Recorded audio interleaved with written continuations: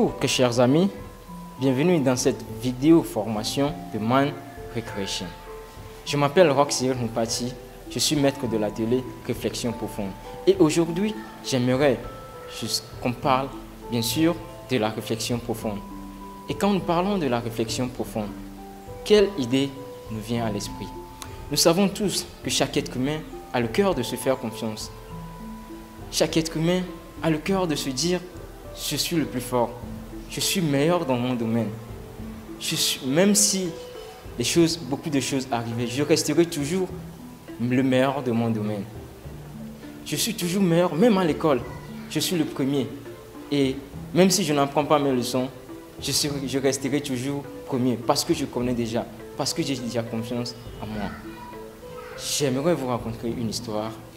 C'est l'histoire d'un jeune homme qui joue aux échecs.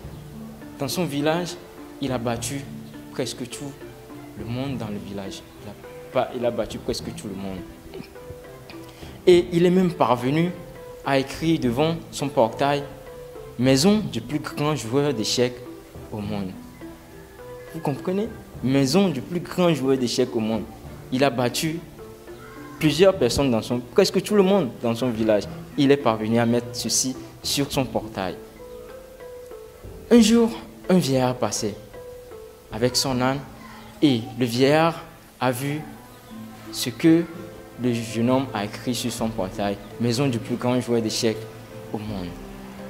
Le vieillard s'est arrêté, a attaché la corde de son âne devant le portail et le vieillard est entré dans la maison. Le vieillard a cogné et le jeune homme est sorti. Le vieillard dit « je cherche le plus grand joueur d'échecs au monde ». Le jeune homme a dit « bien sûr, c'est moi ». Le vieillard dit « j'aimerais juste me confronter avec toi, j'aimerais juste jouer avec toi aujourd'hui ». Et le jeune homme a refusé. Le jeune homme a refusé, bien sûr, que comme il est le meilleur, il ne veut pas jouer avec quelqu'un qui est inférieur. Parce qu'en voyant le vieillard, il s'est dit qu'il pouvait le battre facilement. Le vieillard a insisté à plusieurs reprises et le jeune homme a laissé prise. Ils ont commencé par jouer. Ils ont commencé par jouer, comme ils jouaient. Et le jeu allait en faveur du jeune homme. Jusqu'à échec et mat. Le jeune homme a gagné. Le jeune homme dit « j'ai gagné ». Or, au commencement, ils étaient convenus que la personne qui gagne le jeu, c'est cette personne. Cette personne prend de l'argent sur la personne qui perd. Donc, à la fin, comme le jeune homme a gagné, le jeune homme a demandé de l'argent au vieillard. Le vieillard a dit « désolé, je n'ai pas d'argent, mais j'ai juste mon âme que j'ai mis dehors. Je vais vous donner mon âme en guise de garantie. Comme je n'ai pas d'argent, comme une promesse est une dette, je vous dois quelque chose. » Le jeune homme a refusé. Il dit « c'est votre moyen de déplacement, je ne peux pas vous prendre ça. » Le vieillard a insisté et le jeune homme a pris son âne. Des jours passaient, le vieillard est encore passé. Un jour, un matin, le vieillard est encore passé, le vieillard est encore rentré dans la maison. Il dit « jouons encore ». Le jeune homme dit « mais je vous ai battu facilement la dernière fois, vous voulez jouer encore ?» Le jeune homme a refusé. Le vieillard a dit « ok, je dois jouer avec vous. Quand j'avais joué avec vous, c'était bien pour moi, donc je veux encore me confronter avec vous. » Le jeune homme a refusé, mais ils ont commencé par jouer. Le jeune homme a laissé prise, ils ont commencé par jouer. Ils jouaient.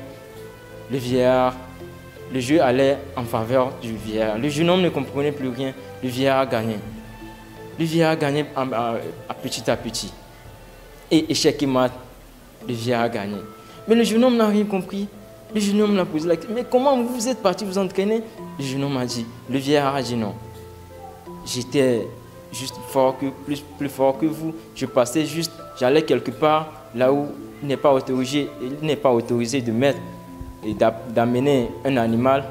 C'est pourquoi quand je passais, je voulais juste déposer mon âne chez vous.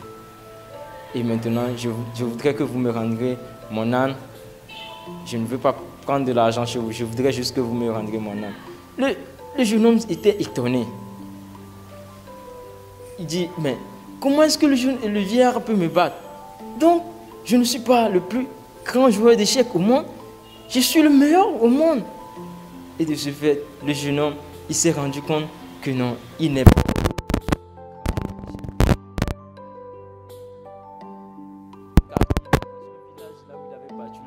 Il n'était même pas le plus grand joueur dans ce quartier même.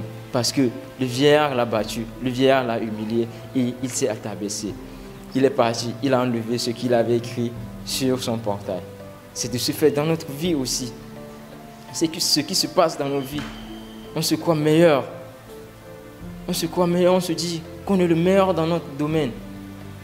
Peu importe ce qui se passe, on restera toujours meilleur. De ce fait, on ne réfléchit pas profondément. On ne réfléchit pas profondément. Mais si on prend juste le temps de réfléchir profondément, on pourrait se rendre compte qu'on a tort, qu'on a des lacunes. Et de ce fait, on peut ressentir un changement dans notre vie. Pour illustrer mon cours, on va passer au cas pratique. Le jeu s'appelle construire une tour avec des gobelets. Comment va se dérouler le jeu? Suivons plutôt. 2 équipes sont requises et chaque équipe forme des couples de 2 personnes. Et ces couples se déplacent avec ces gobelets jusqu'au point de destination avec cette corde. Ils se déplacent simultanément. L'équipe A se déplace simultanément comme l'équipe B le fait et ils essaient de poser ces gobelets en vue de construire une tour, une haute tour et solide. Et l'équipe qui réussit à construire une haute tour et solide plus que l'autre équipe, c'est l'équipe gagnante. Avez-vous aimé le jeu? Le jeu vous a plu? Ça m'a plu aussi. Mais qu'est-ce que nous avons remarqué à travers le jeu? Nous avons vu que les 2 équipes se déplaçaient 2 à 2. Bien, ces 2 personnes ont leurs idées. Ils peuvent se croire en eux-mêmes. Cette personne peut se dire, si je dépose ce gobelet ici, ça pourrait être bien. L'autre personne aussi peut se dire, si je dépose ce gobelet ici, ça pourrait construire une bonne tour. Mais s'ils ne s'entendent pas, ils ne peuvent pas déposer le gobelet là où il le faut pour construire une bonne tour. L'autre aussi peut se dire, là c'est bon, là c'est bon. Donc, de ce fait, ils ne peuvent pas bien s'attendre et poser une bonne tour. C'est de ce fait dans nos vies aussi. On a trop confiance en nous jusqu'à ce qu'on ne peut pas se rabaisser, on ne peut pas apprendre, on ne peut pas se dire que non, il y a plus que moi, ce que je suis en train de penser, il y a une autre pensée qui est plus bonne que ma pensée.